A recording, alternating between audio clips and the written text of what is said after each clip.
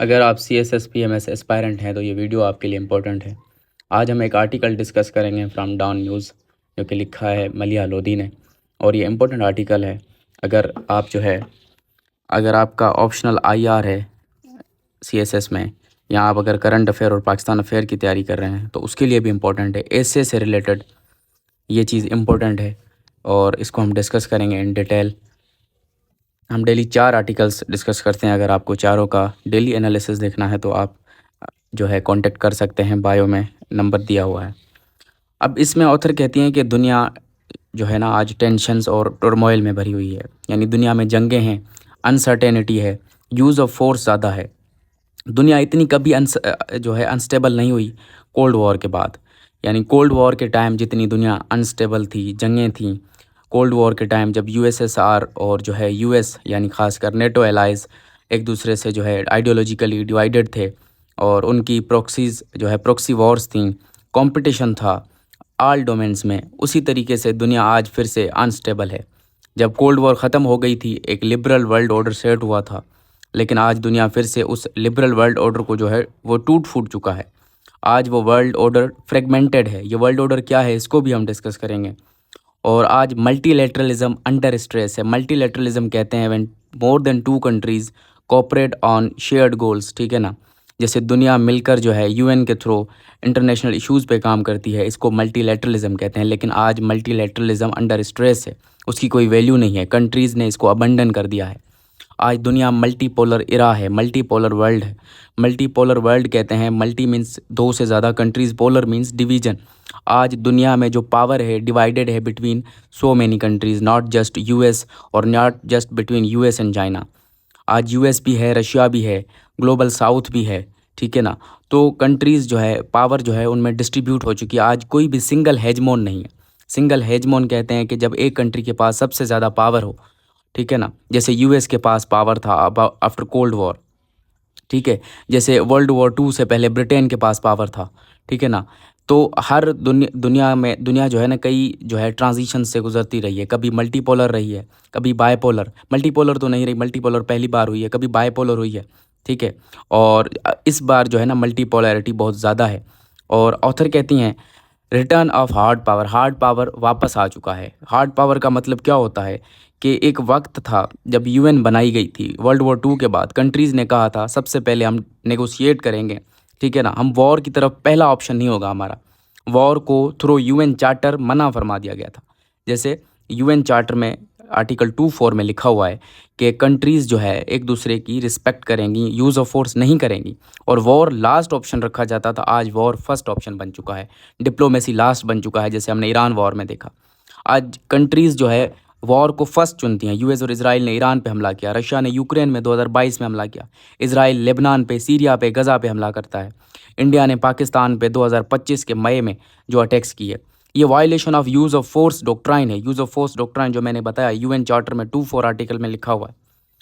Author कहती हैं कि स्टब हैं, ठीक है, ये फिनलैंड के फॉर्मर प्राइम मिनिस्टर भी हैं और फॉरेन मिनिस्टर भी रह चुके हैं। ये कहते हैं कि लिबरल वर्ल्ड ऑर्डर ब्रोकन है। लिबरल वर्ल्ड ऑर्डर ये था कि लिबरल एक डॉक्ट्राइन है, एक नज़रिया है जिसके मुताबिक अगर दुनिया में इदारे बनाए जाएं और इकोनॉमिकली कंट्रीज़ एक दूसरे पर डिपेंडेंट हो तो जंगें नहीं होंगी। और यही सोचते हुए UN बनाई गई, WTO बनाई गई, IMF, वर्ल्ड बैंक बनाए गए। लेकिन आज वो वर्ल्ड ऑर्डर ब्रोकन हो चुका है, इस चीज़ की कोई वैल्यू नहीं रही। ऑथर ये स्टब का व्यू है कि जो इंटरप्ले है, दुनिया अब किस तरफ जाएगी वो डिपेंड करता है कि इन 3 के बीच क्या होगा। दुनिया को 3 हिस्सों में डिवाइड करते हैं स्टब। कहते हैं एक ग्लोबल वेस्ट है जिसमें US है और उसके दोस्त हैं, और ग्लोबल वेस्ट है जिसमें रशिया और चाइना है, और ग्लोबल साउथ है जिसमें मेजॉरिटी ऑफ दी बाकी मुल्क हैं। तो जो ग्लोबल साउथ है वो सबसे ज़्यादा अंडर रिप्रेजेंटेड है। जैसे आपको पता है UN में सबसे ज़्यादा फैसले किसके माने जाते हैं, किस तरह मेजर पावर्स अपनी मनमानी करते हैं, और डिस्ट्रीब्यूशन ऑफ पावर वो चाहते हैं, रीडिस्ट्रीब्यूशन चाहते हैं।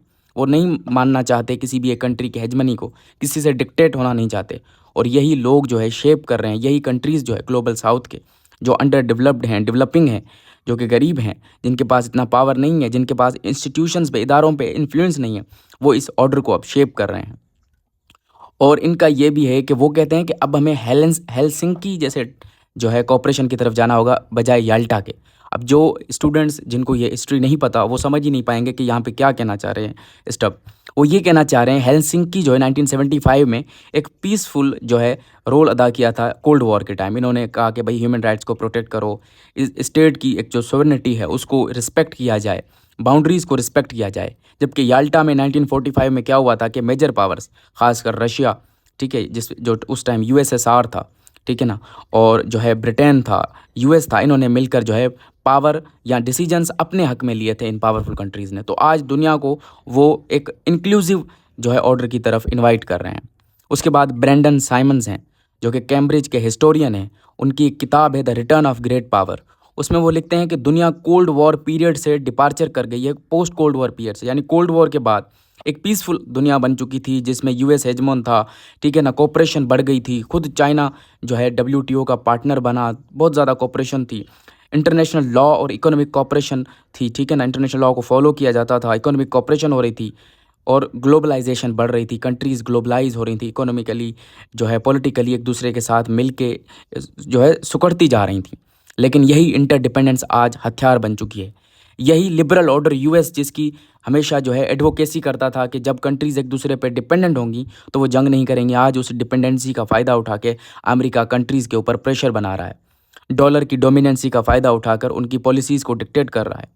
आज ग्लोबलाइजेशन रिवर्स हो रही है, यानी पहले ये था कि लोग कंट्रीज़ एक लेबर को इनवाइट करते थे, इकोनॉमीज़ को इंटीग्रेट करते थे, आज टैरिफ्स लगा रहे हैं, अपने मुल्क में इमिग्रेशन की पॉलिसीज़ को सख्त कर रहे हैं क्योंकि उनको पता चल गया कि ग्लोबलाइजेशन से हम कमज़ोर पड़ रहे हैं, हम जो है मिक्स हो रहे हैं, हमारे नेशनल इंटरेस्ट जो है वो कॉम्प्रोमाइज़ हो रहे हैं।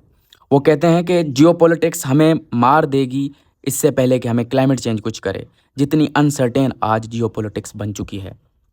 उसके अलावा ब्रेंडन सिम्स कहते हैं कि कंपटीशन आज प्राइमेसी बन चुकी है। एक ग्लोबल वर्ल्ड ऑर्डर है जहाँ पे जो है कंट्रीज़ जो है मेजर पावर्स अपनी प्राइमेसी जो है हासिल करना चाहते हैं। वो चाहते हैं कि वो सबसे ज़्यादा डोमिनेंट हो, सबसे ज़्यादा उनकी चले, इन्फ्लुएंस हो उनका।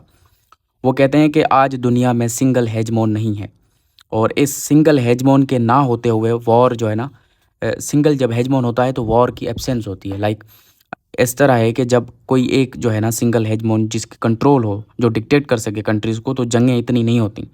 यानी जब वर्ल्ड जो है यूनिपोलर होती है, पावर की जो कंसंट्रेशन है किसी एक के पास होती है, तो जंगें नहीं होती इतनी। लेकिन जब पावर डिस्ट्रीब्यूट हो जाए दुनिया बहुत ज़्यादा अनसर्टेन हो जाती है और फिर कंट्रीज़ को उस ऑर्डर में जो है ना अपने आप को एडजस्ट करना पड़ता है। उसके बाद ऑथर कहती हैं, ऑथर नहीं कहती, वो कहती हैं कि ऑथर कहती हैं कि स्टेट क्राफ्ट रीडिफाइन हो गया। स्टेट क्राफ्ट का मतलब क्या होता है कि अपने रिसोर्सेज को सही तरीके से जो है यूज़ करना, अपनी कंट्री को गवर्न करना, स्टेट को गवर्न जैसे किया जाता है, अपने इंटरेस्ट को जो है अचीव करना, यूज़फुल तरीके से डिप्लोमेसी को संभालना, पब्लिक अफेयर्स को बेटर रखना, वो आज रीडिफाइन हो गया है। इस जब जब दुनिया क्योस में है, जब दुनिया में अनसर्टेनिटी है, कंट्रीज़ का जो स्टेट क्राफ्ट है वो फोकस्ड हो गया है कॉम्पिटिशन पे कि इस दुनिया में कॉम्पीट करना है। वो लेवरेज और इन्फ्लुएंस के थ्रू अपने नेशनल यानी कौमी मफाद हासिल करना चाहते हैं। हर एक मुल्क का अपना कौमी मफाद होता है, कुछ जनरल होते हैं, कुछ स्पेसिफिक होते हैं, ठीक है ना। जैसे हमारा स्पेसिफिक इंटरेस्ट कश्मीर भी है, लेकिन हमारे जनरल इंटरेस्ट जैसे हम चाहते हैं हमारी इकोनॉमी स्ट्रॉन्ग हो, तो हर मुल्क चाहता है उसकी इकोनॉमी स्ट्रॉन्ग हो, ठीक है ना। तो जैक रोलिंग कहते हैं, जैक वॉल्टिंग अपनी किताब the new rules of the power in a divided world में कहते हैं कि स्टेट्स जो है अपनी पॉलिसीज़ को परस्यू करते हैं और उसके जो नताइज हैं वो इंसानों को, आम इंसानों को बर्दाश्त करने पड़ते हैं।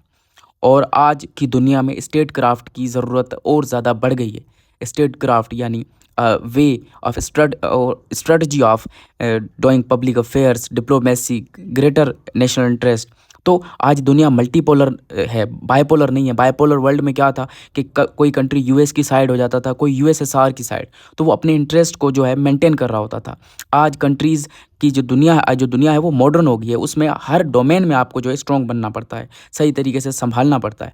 आज जस्ट डिफेंस ज़रूरी नहीं है, आज इकोनॉमी भी ज़रूरी है, डिफेंस भी ज़रूरी है, डिप्लोमेसी भी ज़रूरी है। तो सारी डोमेन्स में आपको स्ट्रेंथन होना पड़ता है, आपको जो है स्ट्रेटजिक होना पड़ता है।